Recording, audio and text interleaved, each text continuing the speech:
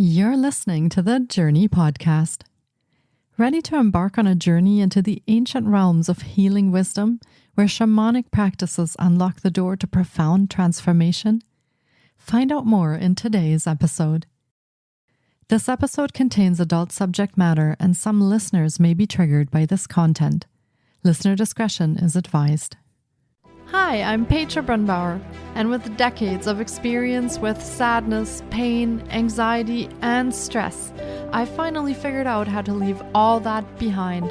And this podcast shows you how to break free permanently so you can reclaim your sanity and find the self-esteem and energy to go after the life you desire. With real talk about mental health, holistic healing, and the tough journey of coming out the other end. This is the Journey Podcast. Welcome to today's episode.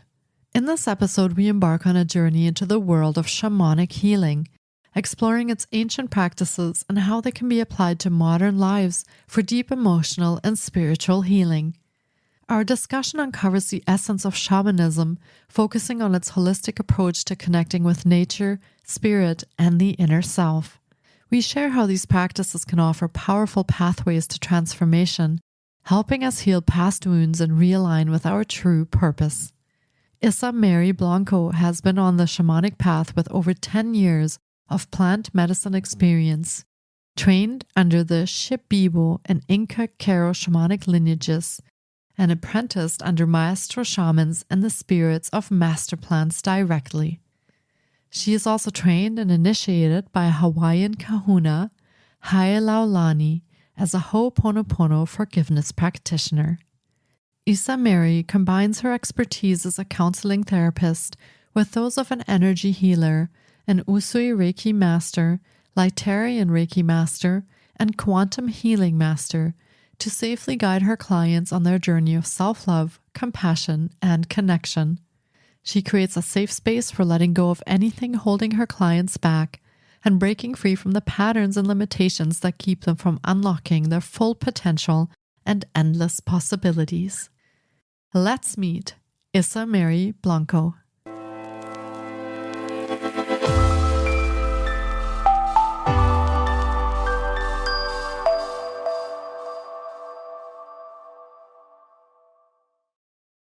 Hi, IssaMary. It's so great to have you on the podcast today.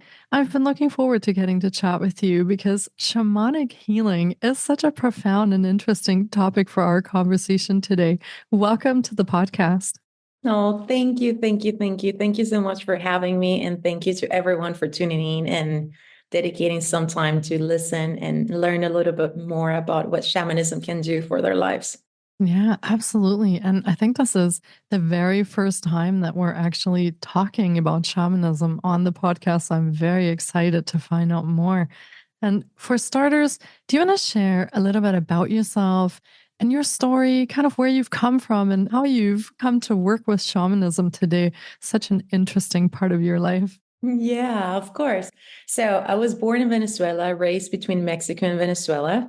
And my relationship, let's just say that way, with the spirit and my relationship with plants and all of that started when I was really, really young.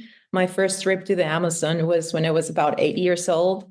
And that really, without even knowing, I didn't know back then that I was actually starting a relationship that I had with the Amazon and my relationship with the plants and also my relationship with spirit. And from there, life developed kind of let's just say normal as it could be for a year old, normal school things, university, all the things that happen in life in most of the case. And then for me, it really was the first thing that came into my life was healing. So the first thing that came through my path was healing through the first modality was Reiki, Usui Reiki, then was like Liren Reiki, Karuna Reiki, and quantum healing. And I started working with healing and seeing more and more people. And I could really see the difference that could make in their life, in people's lives, when they work with energy. And then that brought me to the path that brought me to shamanism together with plant medicine. And then I realized when the more and more I study, because I fall in love with it, I was like, oh my God, this is where I'm here. I'm meant to be doing this. And I started studying and training. And the more and more I realized that the way that I can assist people when I can tap into the invisible. When I say tapping into the invisible, I'm talking about all those realms that we cannot see with our two physical eyes and all the other subtle energies that are there all the time. As we speak, they're here, they're 24/7 around us.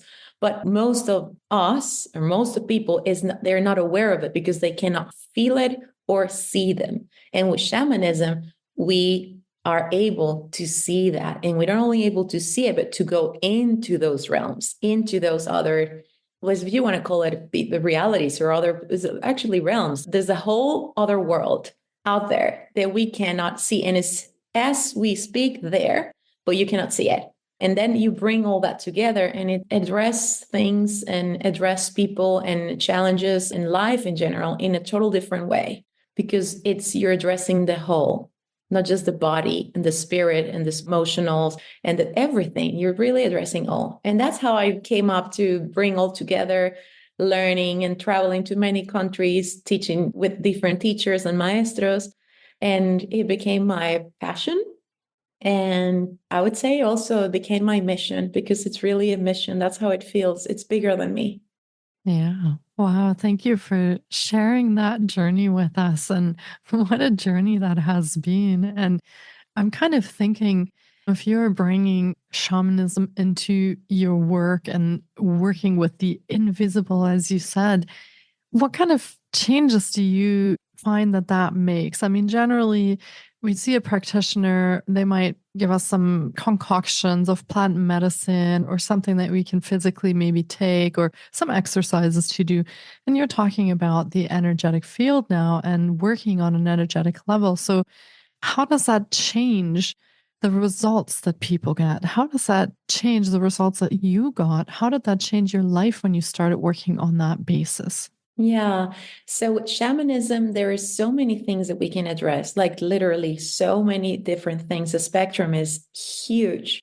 One of the things that came up when you started talking about this, and that I used in my life when I started doing my training, and of course, applying for my own self, is to really address the parts of really recover the parts of my soul that I have lost.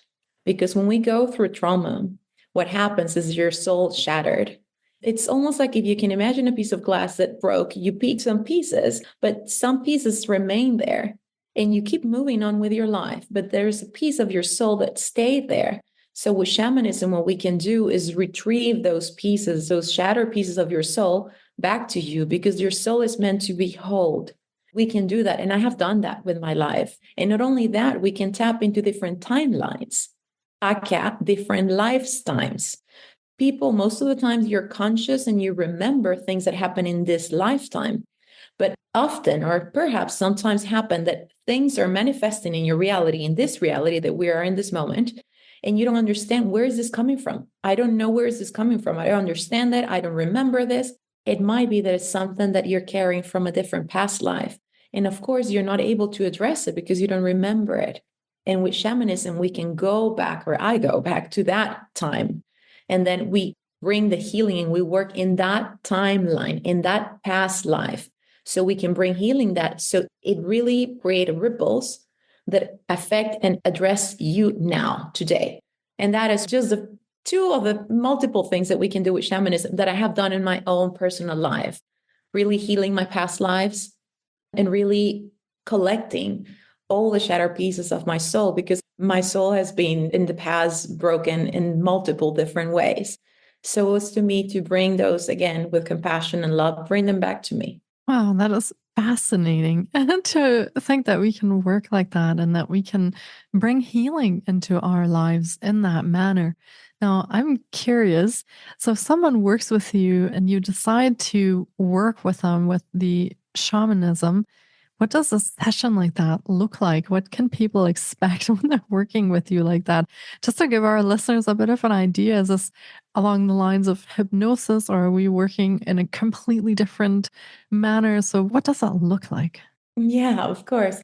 I can see clients live, like one-on-one, if when they're in the same country that I am, or I can see clients when they're remotely, right? Doesn't matter where you are physically located, we can still work together. And it's the same process, regardless if you're here next to me in life, like I can touch you, or like you are now in a different country and we're talking. So I connect to that person, we talk about it, I connect into their field, and then we both together, I do the journey, like it's a trip. Let's just call it, it's a journey. We call it journey. And I do the journey to find all those things. And it's not hypnosis or anything like that. The person is as aware as you are talking with me now. It might be if we do drumming, because drumming really help you to shift or to alter a little bit. You go to a different state that is easier for you to journey with me. If I'm guiding you through a journey, through it, I'm taking you with me and we're going together. It's just like that. We're do that. And I go with you together. I'm doing the work, but you're also there. I'm taking you with me and we're sharing. I share with you where I'm seeing, what I'm witnessing. You can have feedback and we can interact in that way. And also afterwards, when we finish the session, in a session like that, it could be that I'm going to see your Akashic records to see something this, or it could be that I'm retrieving soul pieces of your soul. And that way I am doing the journey and you're just in a very calm state while I'm doing the whole bringing back the pieces. Or it could be that I'm healing past lives. The both of us are together in that place. So I'm doing that for you. And it finished up after the session and we exchange. And I tell my clients what I have found, what are things, what can they expect afterwards when you bring something or you heal some from the past, what can happen for them if I bring pieces of your soul, because it changed, your life changes. So it's a little bit to exchange and give them an information so they're not like surprised or caught off guard when something starts shifting. It's like, wow, things are shifting, I wonder what this is. It's like, oh no, yes, I remember Issa told me this and that, and they know what to expect. So it's easier for them to integrate everything. It really depends of each person because we are all unique beings.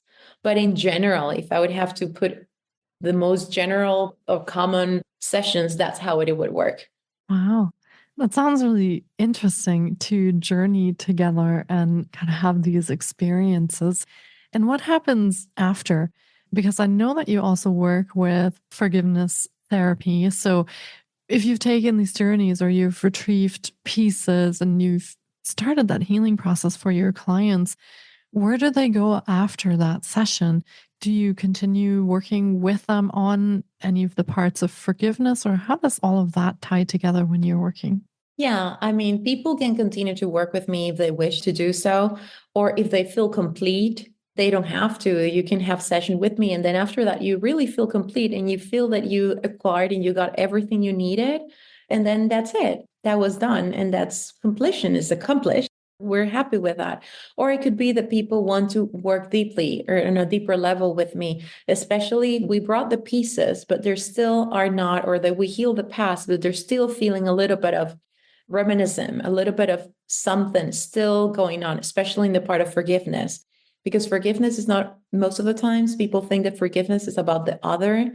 Forgiveness is about a third person, it's a situation, it's outside of yourself, where forgiveness has so much to do with you, with yourself.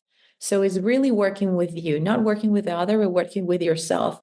So you can move on, truly, truly move on. And truly, forgiveness can, I said that after all these years working, forgiveness is truly achieved when you feel free from that past. When you can talk about that episode, you can talk about that person, that experience without getting triggered, without having a physical reaction that you're like, oh, I'm fine, I'm fine. And you're feeling inside, you're getting warm, your cheeks are getting red because you're boiling. You might say your mental part of yourself, your mind say, I'm fine, I'm fine. But you're not truly fine because you're still getting triggered. And that's why I tell clients, as long as you have a hook, the situation will continue to hook you and bring you and hook you and bring you. So what we do with forgiveness is we just release all those hooks, and we release also energetically, also with the work of shamanism, we release all those cords and attachments that you have. You develop attachments to people, attachments to situations. So it literally, you're like walking in your life with, imagine like a tube, like a water hose or something like that, attached to something. So you're not truly moving freely because you have all this. I see sometimes people, and it's like it's walking like a living octopus with so many things floating around because you have so many cords that you think you did. Mentally, you did address the issue, but energetically, you never did. So you're still working like, again, like a beautiful octopus with many, many arms and many, many cords around you. What we do, we work with those cords, we sever, we cut them, we release you, and we set you free. So that's how it both kind of get together. I love the idea of working with forgiveness because, as you just pointed out, this can have a huge impact on our lives. Depending on how many things we're still attached to, it can really affect us mentally, emotionally, and I would say even physically. I mean, people carry around physical ailments as a result of their past experiences. So, so important to work on that. Now, how did you know that these were things that you wanted or needed to work on? I mean, you have obviously had a journey that also had some challenges and difficult experiences. You said that your soul was shattered. How did you know that this is where you needed to start? And how do you know when you work with a client that where they should start with all of that? Yeah. So in my particular journey, it started. So forgiveness, and as I said in the beginning, we were talking offline. It started when I was really, really small. My work with shamanism, my work with plants when I was less than 10 years old in the Amazon. But forgiveness really started working with forgiveness, even without knowing I was physically abused when I was in my teens. And then I have to deal with that. And I didn't know how to, people didn't know how to help me. And I wanted to find someone that could work with me from a place of not pitying me, like, oh, I'm so sorry, oh, shame, poor you. It was so disempowering. I cannot tolerate this. I refuse to be first labeled and then treated in a different way because of what happened to me. And said, no, that has to be something else. I am that something else. I created a movement. I created a solution. And I give people. So it doesn't matter what happened to you. If you refuse to be labeled and you refuse that episode to determine how you live your present and how you're going to live your future, that's it. Then you're ready to work with me. That is the shift that happened to me. And what I'm doing is just providing what I couldn't find 20 something years ago for myself. I provide that for other people. And again, psychology helped me, therapists and psychiatrists and all that, they helped me until a certain point. But my energy, the attachments that I have to that episode and to that man and to all the things that were only addressed when I started working with shamanism and with energy. Before that, it was only partially worked. So that's what's in my particular case in my journey. And when people, what I said is, if you feel that you're ready to move on, if you really feel, because it's a decision, forgiveness, and then taking this journey of working with your own self, it's a decision. You have to really say, you know what? I am done with feeling like this. I am done with all the stories that I have told myself. I am done with maybe feeling so tired that I don't know why I'm feeling so tired. It's because you're leaking energy. That's why you're feeling so tired. And there's so many different aspects. And you said, there has to be another way. And that's where we can work together. When you said there has to be something else, I'm sure there's more than this. I'm sure I can pass this. I'm sure I can do this. Or maybe you're not sure, but you have that what if, maybe that's enough space for us to start working together because you're giving the possibility a chance. Yeah, keeping the curiosity about what's possible. I like that.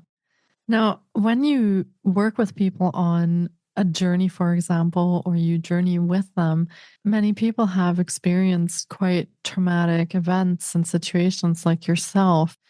Does that get triggered at all in these journeys? Are they recalling any of those things? Or how does that affect when you're thinking back when those things happened? And how do you keep people safe on these journeys? Yeah. So I am witnessing everything. I am the one that is looking at the things that happen. It's not like a regression.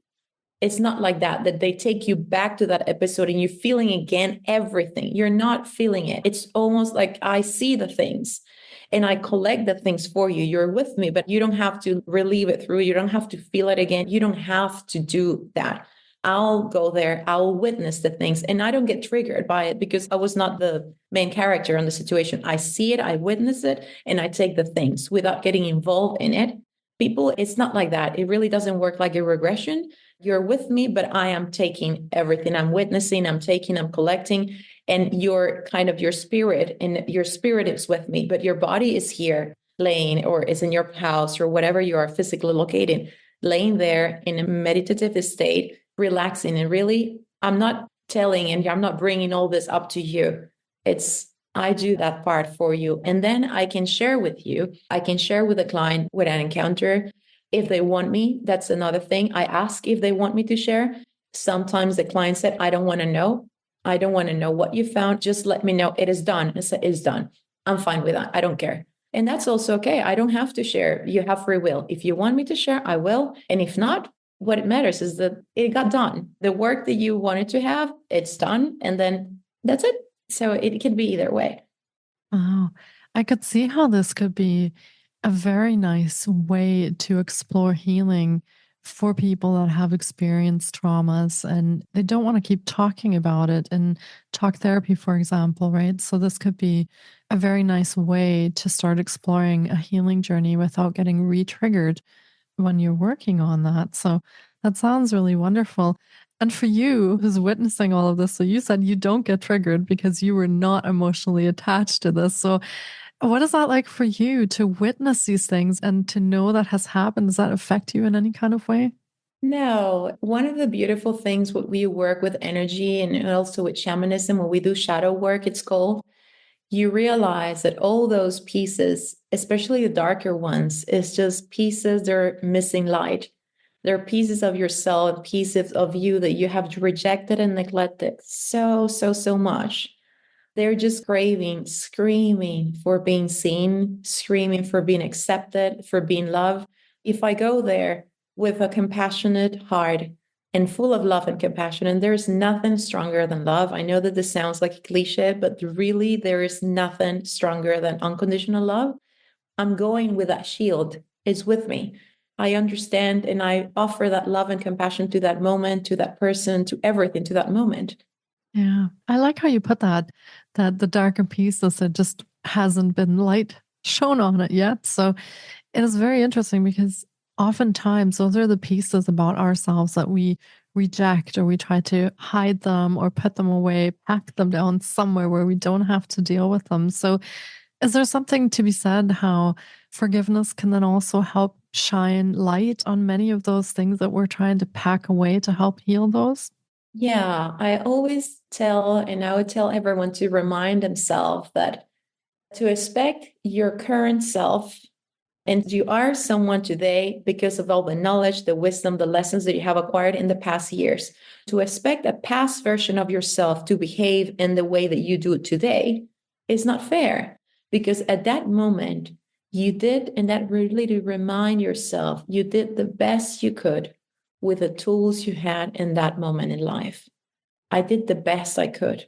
I did it, but I could have done it better. I could not have done it better because I was then not the same person that I am today. Because I am who I am today because of that thing that happened, because that also helped me to become who I am today. So just remind yourself about, be aware of it. It's not fair to ask for that. So be compassionate, be kind to yourself.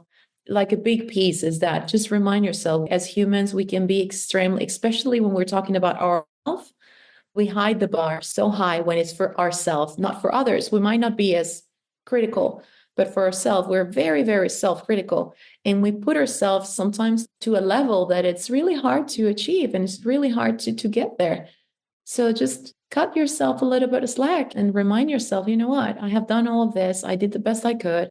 And it's not that you're denying, or it's nothing to do with denials. It's just acceptance, acceptance for things as they are. And that's the first thing.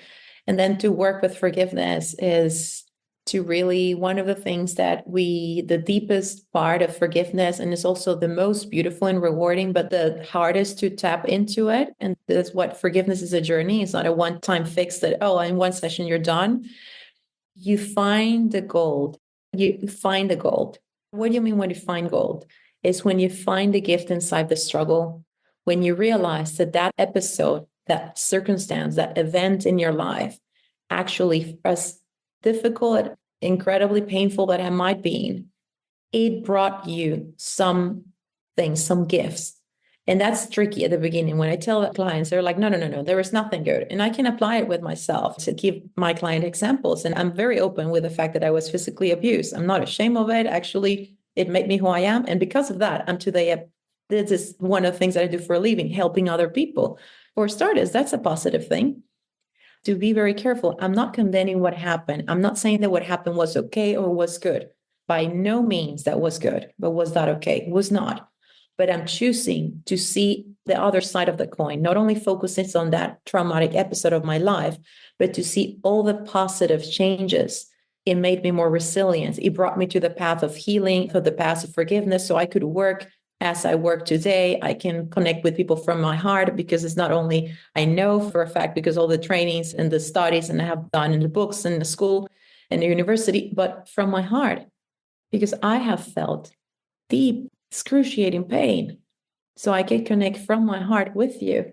And that's a different thing. That's why I know that we all can find the gold. We all can find the gift inside the struggle.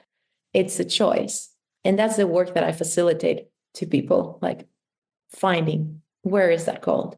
There is always gold, always. Yeah.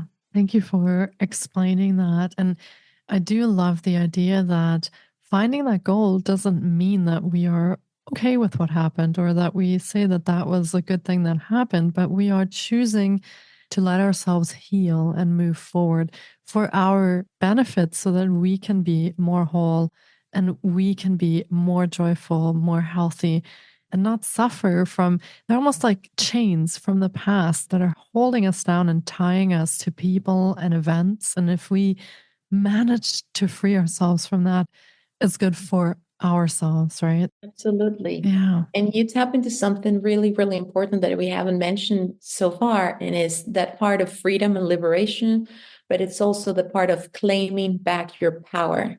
Because as long as that person or that episode or that circumstance has the capacity to alter, to affect you, to trigger you, you're still giving power to that person, to that situation. And in the moment that you free yourself and you find liberation through freedom, in this case, and freedom and the energetics and everything that we bring together, also you're reclaiming your power back, because you can talk about it, you can look at that without this. I can see it, I acknowledge, I see you, but you have no power over me anymore. That is my power. It belongs to me because I'm a sovereign being. So I take that back. And that is incredible, like powerful and empowering. It's like, oh my God, when you do that, it's like, ooh, I feel like I can take on anything. Like I feel like Superwoman. Yes. Yes, exactly. That's the feeling that we get. Yeah. And I imagine at that point too, you're plugging those energy leaks that you were talking about before. So as we become more empowered and we cut those cords to others or other events, we're in essence closing those holes where we're leaking all that energy out of. So I would think we become more energetic and more plugged in, more lit up, and more present as well as that process continues because we're keeping more of our energy every day to work with. So it sounds like a beautiful, beautiful journey that people can undertake. And I'm curious, when you work with clients, what kind of programs and services do you have available? I know that there's one special program that's going to be coming up, but share with our listeners what you have in store and how they could work with you. Yes. So I can work with people around the world, doesn't matter where they are located. That's the beauty of the connectivity that we have nowadays. I do one-on-ones or shamanic sessions, energetic sessions, or forgiveness therapy. I also work with group containers. I love working also with group containers in all those different fields, shamanism, energy, and forgiveness. And in particular, I have one container that I showcase or I put out every 3 months. I'm in love with all my work, but that container is a beautiful, beautiful part of the birth that I birth. It's called Soul Renewal. It's a 3 weeks transformational journey of forgiveness.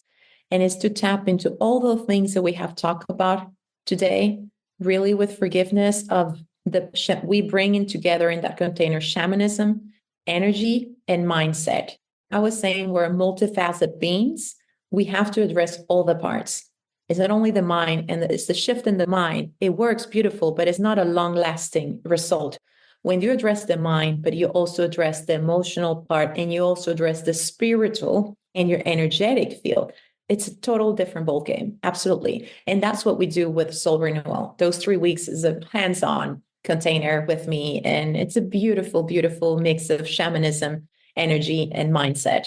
Amazing. And you also have written several books.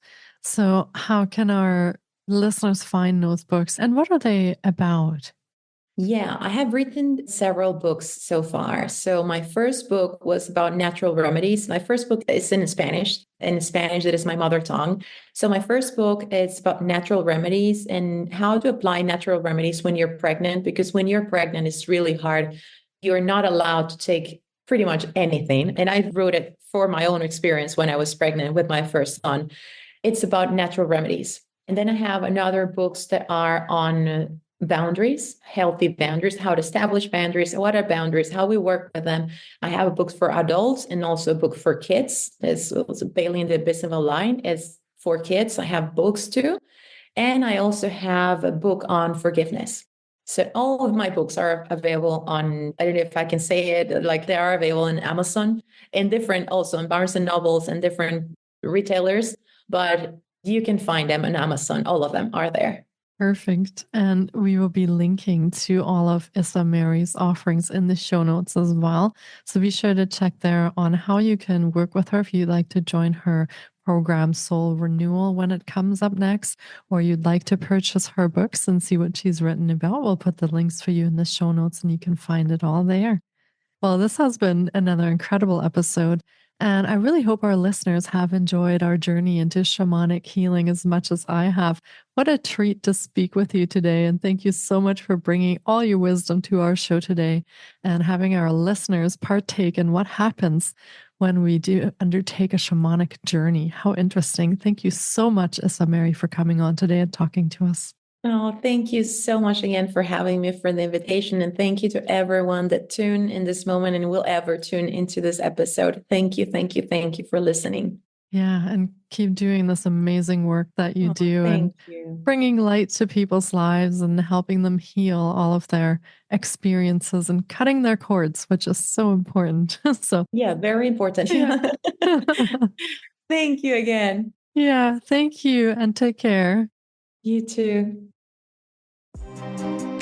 Thank you so much for taking time out of your day to listen in. If you enjoy the Journey podcast, please support us by subscribing, sharing on social media, and leaving us a review. We appreciate you. And you can find more of The Journey on Facebook, Instagram, TikTok, and our website, thejourney.com.